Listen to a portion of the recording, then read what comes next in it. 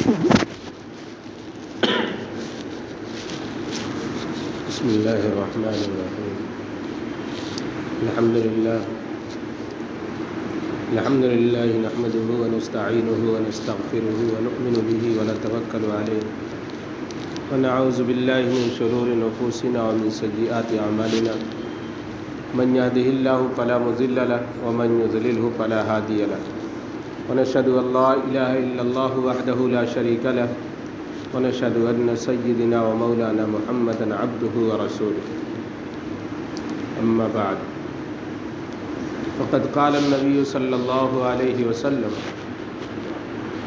إذا اتخذ الفيء دولا والأمانة مغنما والزكاة مغرما وتعلم لغير الدين إلى آخر الحديث فارتقبوا عند ذلك ريحا حمراء وزلزلة ومسخا وخسفا وقذفا وآيات تتابع كنظام بال قطع سلكه فتتابع، او كما قال علیہ الصلاۃ والسلام.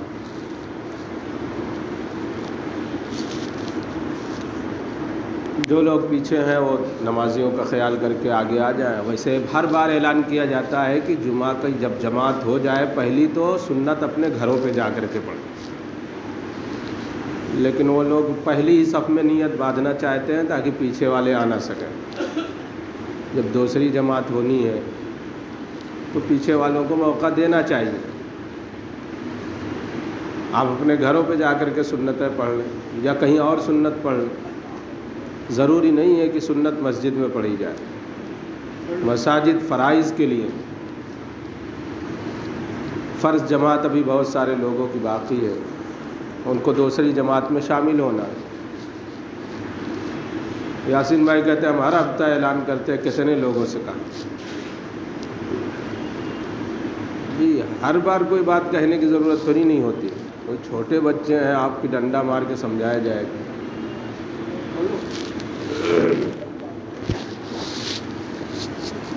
خیر، چند منٹ ہیں، اس میں کچھ کوئی تفصیلی بات تو عرض نہیں کی جا سکتی. ایک حدیث شریف میں نے گزشتہ ہفتے بھی پڑھی تھی اور اس کی تشریح میں کرنا چاہ رہا ہوں، لیکن وقت مجھے ساتھ نہیں دے رہا.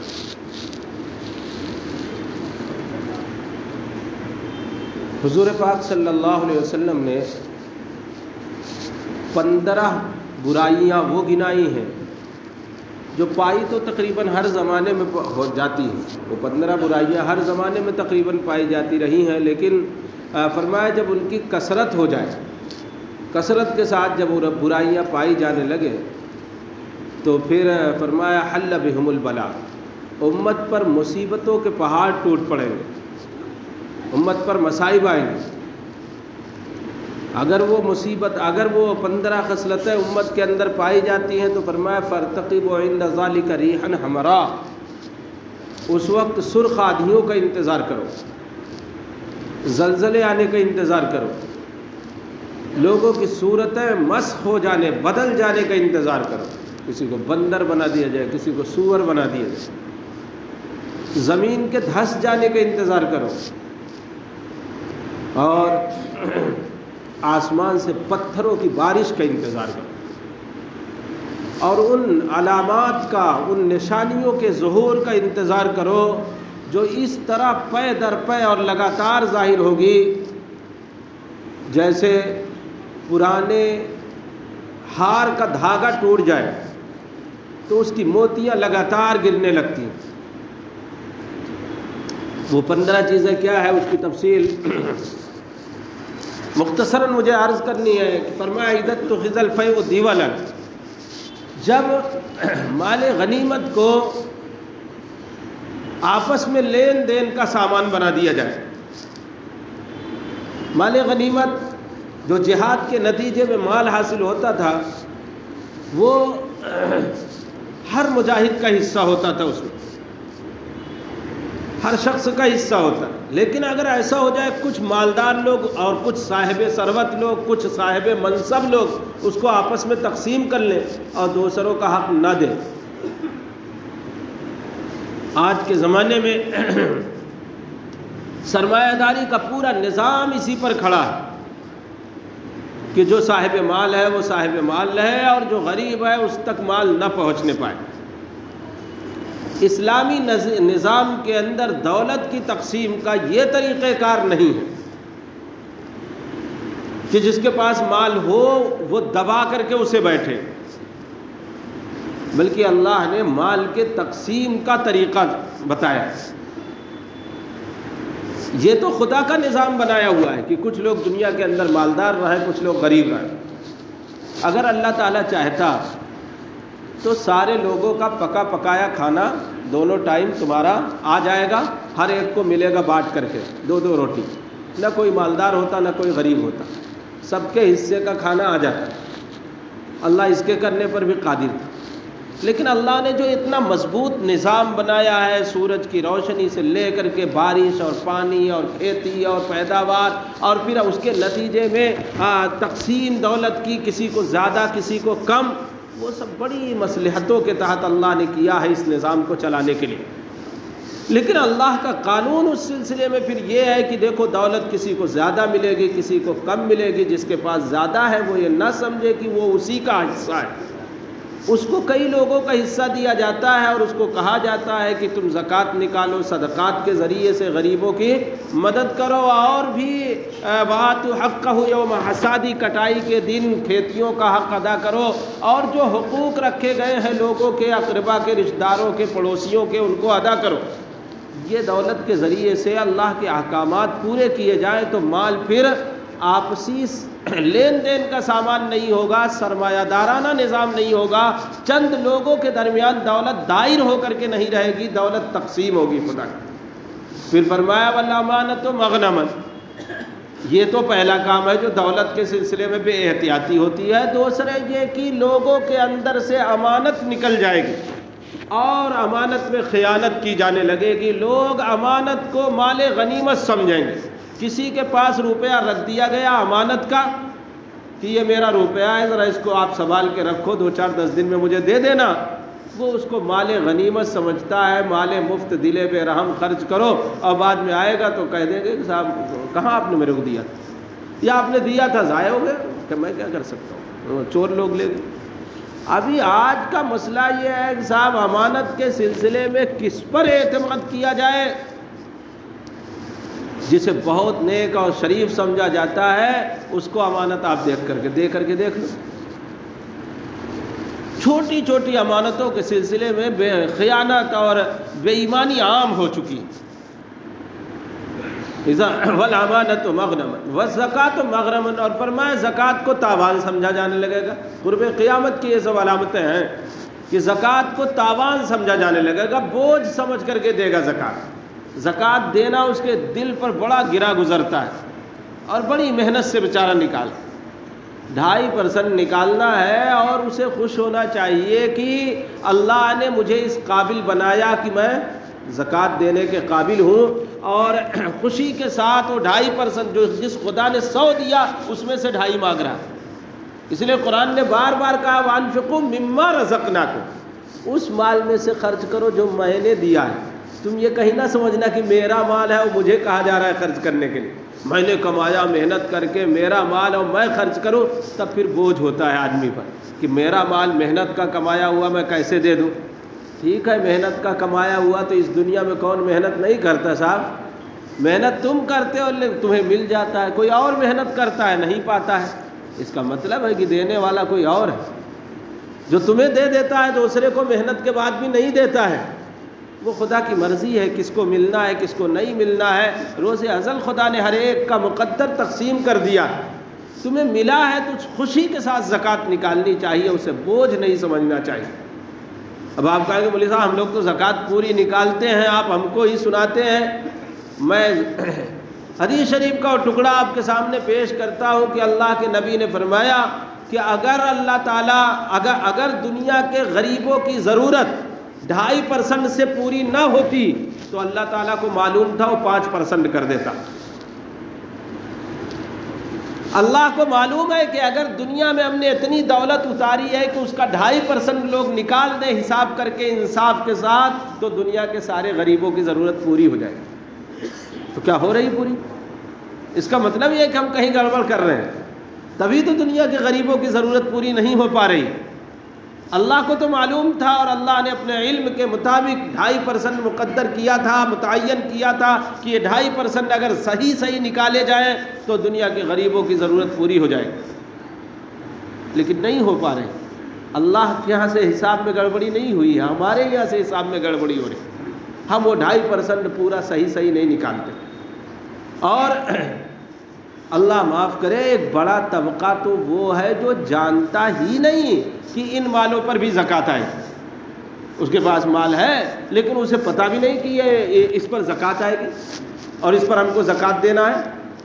دکان ہے، کاروبار ہے بڑا لمبا چوڑا لاکھوں کروڑوں کا، لیکن وہ تو یہ سمجھتا ہے کہ جو میرا بینک میں بیلنس ہوگا تب زکوٰۃ آئے گی۔ بینک میں تو بیلنس صحیح نہیں، بینک میں تو میرے پاس بیلنس صحیح نہیں، تو یہ تو میرا کاروبار میں لگا ہوا ہے۔ ارے بھائی، یہ جو تمہارا کاروبار میں لگا ہوا ہے اسی پر تو بڑھوتری ہو رہی ہے، سال کے گزرنے پر جتنا مال تمہاری دکان میں ہے اس کا حساب کرو کہ کتنے کا مال ہے اور اس کا 2.5% نکالو، اس پر زکوٰۃ ہے۔ زکوٰۃ پیداوار پر ہے، زکوٰۃ ہر اس مال پر ہے جو بڑھنے والا ہے، مال نامی جو بڑھتا ہے، جیسے جانور ہیں جو بچے دے کر کے اپنی نسل بڑھاتے ہیں، خیر اس کی ایک مقدار ہے، اس مقدار کے مطابق وہ زکوٰۃ آتی ہے۔ جس کو اللہ نے صاحب مال بنایا ہے اس کو چاہیے کہ وہ اپنے تمام مالوں کی ایک فہرست بنائے اور کسی مفتی اور عالم کے پاس بیٹھ کر کے اس کو سمجھ لے۔ یہاں مسجد میں چونکہ سب لوگوں کے حالات الگ ہیں، کسی کے پاس کم ہے کسی کے پاس زیادہ ہے، تو کیسے بتایا جا سکتا ہے کہ کون کتنی نکالے گا؟ جس کو جتنی نکالنی ہے وہ علماء سے اس کو رجوع کرنا چاہیے اور زکوٰۃ صحیح نکالنا چاہیے۔ زکوٰۃ کے نہ نکالنے کی بنیاد پر یہ بڑے مسائل آتے ہیں کہ جس قوم کے اندر زکوٰۃ روک دی جاتی ہے اللہ بارش روک دیتا ہے، وقت پر بارش نہیں ہوتی ہے، اس قوم کے اندر نئی بیماریاں پیدا ہوتی ہیں اور نئے مسائل کھڑے ہوتے ہیں۔ یہ وہ مصیبتیں ہیں جو ہم پر آ رہی ہیں لیکن ہمیں اس کا احساس بھی نہیں ہو رہا۔ تو فرمایا کہ زکوٰۃ کو مغرم اور بوجھ سمجھا جائے گا۔ وَتُعَلِّمَ لِغَيْرِ الدِّينِ، یہ چوتھی برائی ہے جس کو اللہ کے نبی نے فرمایا دین کا غیر دین کے لیے علم حاصل کیا جائے۔ لوگ علم تو حاصل کریں گے لیکن دین کے لیے نہیں۔ آج آپ دیکھیں دین کے لیے کون سے لوگ علم حاصل کریں؟ ابھی پڑھنے کا زمانہ، آج تو خیر علم کا چرچا ہے، پڑھنے پڑھانے کے نام پر قوم مری مٹتی ہے۔ صاحب 10ویں کا امتحان بچے نے نہیں دیا تو خدا ناراض ہو جائے گا، اتنا اہمیت کا عامل ہے۔ 10ویں کرانا ہے بچوں کو، 12ویں پڑھانی ہے، ڈگری بہت اچھا ہے، آپ شوق سے کالج میں پڑھو، چرخ کو چھو لو، جائز ہے، غباروں پہ اڑو، چرخ کو چھو لو، پر ایک سخن بندے عاجز کر رہے یاد، اللہ کو اور اپنی حقیقت کو نہ بھولو۔ خوب پڑھو، خوب پھلو پھولو، کوئی منع نہیں کرتا، لیکن خدا کو بھول کر تو علم لغیر الدین، غیر دین کے لیے علم حاصل کیا جاتا ہے، منصب کے لیے، عہدے کے لیے، منصب کے لیے، عہدے کے لیے، دولت کے لیے، کمانے کے لیے۔ صرف یہ حکومت کی سچر کمیٹی کی رپورٹ ہے، صرف 4% بچے مسلمانوں کے پڑھنے والے، کل پڑھنے ہی والے 4% جو کالج اور یونیورسٹی اور اسکول اور مدرسے میں جاتے ہیں، اور اس میں سے مدرسے آنے والے جو اللہ کے لیے دین کا علم حاصل کرنے والے، اب آپ سمجھ لیں کتنے ہو سکتے ہیں؟ میری سوچ سے تو آدھے % بھی نہیں۔ مدارس میں آنے والے، پھر وہ جو مدارس میں آتے بھی ہیں تو سب کا مقصد دین نہیں ہوتا۔ اول تو طلبہ کا کچھ مقصد ہی نہیں ہوتا، وہ تو بیچارے مارے ڈر کے آتے ہیں، گھر والوں نے لا کر کے ڈال دیا، گھر والے زبردستی لاتے ہیں، چونکہ ماحول ہے نہیں پڑھنے پڑھانے کا، گھر والے پکڑ کر کے لے آتے ہیں، حفظ میں ڈال دیتے ہیں، عربی میں ڈال دیتے ہیں، اور وہ بھی اس بچے کو جو کچھ نہیں کرتا، جو نکما ہوتا ہے، سب سے گھر کا جو سب سے نکما بچہ ہوتا ہے، اسکول جاتا نہیں، پڑھتا نہیں، گھر والوں کو بہت پریشان کرتا ہے، کہتے ہیں اس کو مولوی صاحب کے حوالے کر، اس کو مولوی صاحب کے حوالے کر دو، اور وہ سب سے نکما والا لا کر، خیر وہ بھی دیا مری مرغی اللہ کے نام، لیکن وہ تو طالب علم کے اندر تو تڑپ ہے نہیں۔ اسی لیے ایک عالم فرمایا کرتے تھے کہ وہ طالب علم نہیں ہے جو پڑھنے آیا ہے، طالب علم تو اس کا باپ ہے، وہ پڑھانے کے لیے اس کو لایا ہے۔ خیر پھر کچھ طلبہ مخلصین، بہت کم تعداد ہے جو مخلص طلبہ ہوتے ہیں، اللہ کے لیے علم دین حاصل کرتے ہیں، فرمایا تعلم لغیر الدین، غیر دین کے لیے علم حاصل کیا جائے گا، یہ قیامت کی علامتوں میں سے۔ آج یہ علامت پورے طور پر پائی جاتی ہے۔ پھر فرمایا کہ وَأَطَاعَ الرَّجُلُ امْرَأَتَهُ وَعَقَّ أُمَّهُ، مرد اپنی بیوی کی فرما برداری کرے گا اور اپنی ماں کی نافرمانی کرے گا۔ مرد اپنی بیوی کی فرما برداری کرے گا، اس کے ناز و نخرے برداشت کرے گا۔ اب ظاہر سی بات ہے، ہماری بیوی ہے تو کوئی ناز نخرہ دوسرا کیوں برداشت کرے گا؟ لیکن میرے بھائی نافرمانی کا وہ فرما برداری ایک حد ہے اس کی۔ اپنی بیوی کی فرما برداری آپ کریں، کوئی منع نہیں کرتا، ہر ایک کا کرتا ہے، کرنا چاہیے، لیکن ایسے کام میں جو شریعت کے خلاف ہو، جو ناجائز ہو، ان امور میں بیوی کی نافرمانی کرنا یہ قیامت کی علامتوں میں سے۔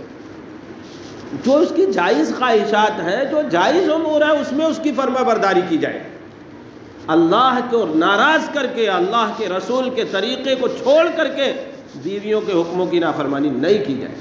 خیر ٹھیک ہے، آپ جائز امور میں اپنی بیویوں کی فرما برداری کرو، لیکن وَعَقَّ أُمَّهُ، فرمایا اپنی ماں کی نافرمانی کرے گا، یہ قرب قیامت کی علامت ہے کہ بیوی کی تو فرما برداری کرے گا، ماں کی نافرمانی کرے گا۔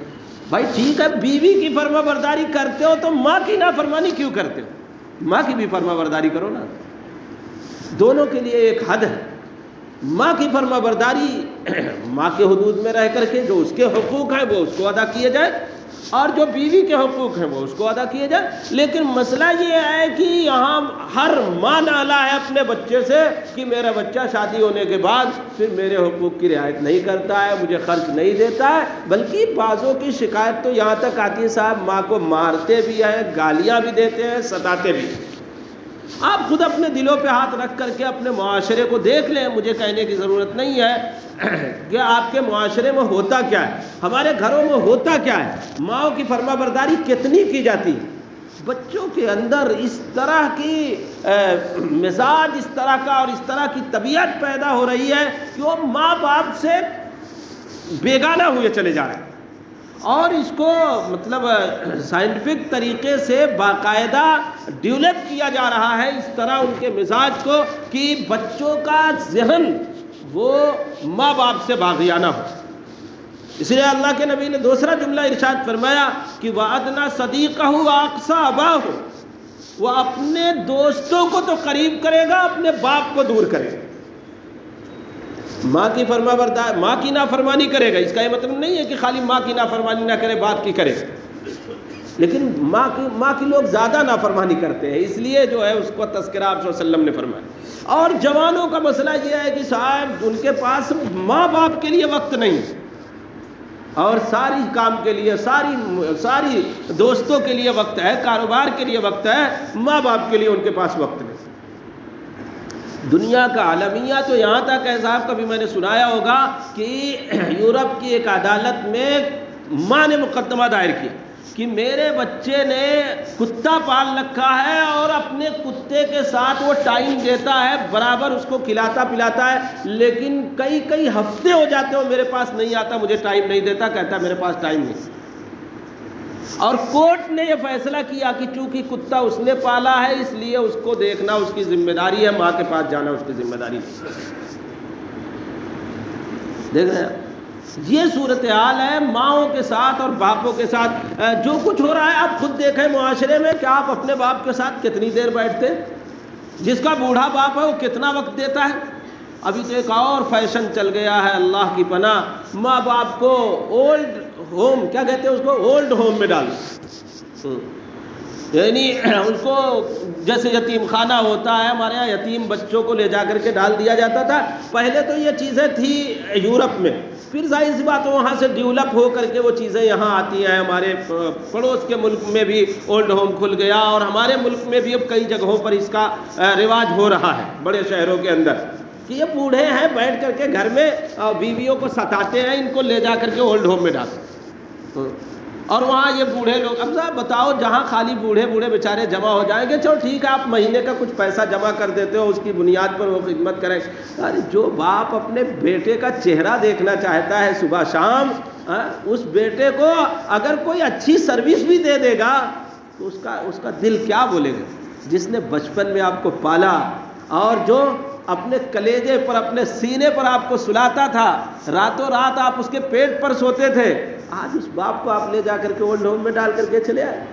وہ ماں جس نے آپ کو اپنے پیٹ میں رکھا اور جس نے 9 مہینے آپ کو اپنے پیٹ کے اندر رکھ کر کے بوجھ برداشت کیا، 2 سال تک اپنی چھاتی سے دودھ پلایا، اس ماں کو اولڈ ہوم میں ڈال دیا جائے؟ یا کوئی بچہ اپنی ماں کو تیکھی آنکھوں سے دیکھے یا اس کو مار دے یا اس کو گالی دے؟ بھلا بتاؤ، یہ قیامت نہیں ہے تو ہے کیا؟ اور یہ ایسا نہیں ہے کہ یہ کوئی فرضی باتیں ہیں، جو یہ میں کوئی افسانے نہیں سنا رہا ہوں، یہ محمد الرسول اللہ صلی اللہ علیہ وسلم کی پیشین گوئی تھی جو آج پوری ہو رہی۔ آپ صلی اللہ علیہ وسلم نے کہا تھا کہ قرب قیامت میں ایسے ہی ہوگا کہ لوگ ماں بیوی کی فرما برداری کریں گے اور ماں کی نافرمانی کریں گے، جبکہ ماں باپ کے حقوق کو اللہ تعالیٰ نے اپنے حق کے بعد فوراً رکھا ہے۔ وَبِالْوَالِدَيْنِ احسانہ کو قرآن نے شرک نہ کرنے کے ساتھ جوڑا کہ اللہ کے ساتھ کسی کو شریک مت کرو اور والدین کے ساتھ حسن سلوک کرو۔ یہی حسن سلوک ہے صاحب کہ ان کو اولڈ ہوم میں ڈال دیا جائے، ان کو گالی دی جائے، بیوی کے کہنے میں آ کر کے اس کو گھر سے نکال دیا جائے۔ بھئی ٹھیک ہے، بیویاں بھی، اس لیے آج کے معاشرے میں بیویوں پر بھی زیادہ ظلم ہے، اس لیے میں یہ تو نہیں کہتا کہ آپ بیویوں کے ساتھ ظلم کرو، کسی کے ساتھ ظلم نہیں ہونا چاہیے، بیویوں کے ساتھ بھی نہیں ہونا چاہیے، وہ کسی کی بیٹیاں ہیں، آپ کے گھر میں آئی ہیں، نکاح کر کے آئی ہے، کوئی اس سے بھاگ کر کے تو نہیں آئی، آپ نے ان کے ساتھ نکاح کیا، ان کا بھی حق ادا کرو۔ لیکن شریعت نے ایک حد رکھی، شریعت نے ایک حد رکھی ہے بیوی کے بھی ماننے کی، ماں کے بھی ماننے۔ اللہ کی نافرمانی میں تو نہ ماں کی بات مانی جائے گی، نہ باپ کی، نہ بیوی کی۔ لا طاعت لمخلوق فی معصیت الخالق، خالق کی معصیت کرتے ہوئے کسی مخلوق کی بھی فرما برداری نہیں کی جا سکتی، یہ تو اللہ کے حقوق ہے۔ مثلا آپ بیوی کہتی ہے صاحب شادی ہو گئی اور میرے کو داڑھی اچھی نہیں لگتی، اب صاحب جاتے ہیں اور داڑھی مڈا دیتے ہیں۔ ارے بیوی کو داڑھی نہیں اچھی لگتی ہے تو تم بولو تو پھر تم مجھ کو نہیں اچھی لگتی؟ جب تم کو خدا اچھا نہیں لگتا، خدا کا حکم اچھا نہیں لگتا، تو تم میرے کو کائے کو اچھی لگو؟ اس کے کہنے میں اللہ کی نافرمانی، یا اس کے لیے نماز چھوڑ دینا کہ بیوی کو لے جانا ہے آج گھمانے کے لیے اور اس کے لیے نماز گئی، یہ تو نافرمانی اللہ کی۔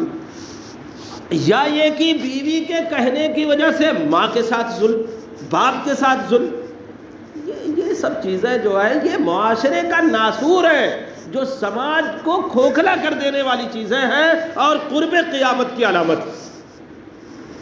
یہ چیزیں ہوتی تو رہی ہیں شروع سے، لیکن پہلے کم تھی، جتنا زمانہ آگے بڑھتا جا رہا ہے اتنی ان چیزوں کے اندر فروغ ہوتا جا رہا ہے، یہ چیزیں بڑھتی چلی جا رہی ہیں کہ لوگ ماں باپ سے متنفر ہوتے چلے جا رہے ہیں، اور اس کو باقاعدہ اس طرح کی پری پلان، اس طرح کی چیزیں لائی جاتی ہیں کہ ماں باپ سے نفرت بچوں کے دلوں کے اندر پیدا ہو اور وہ ماں باپ کو دور کریں۔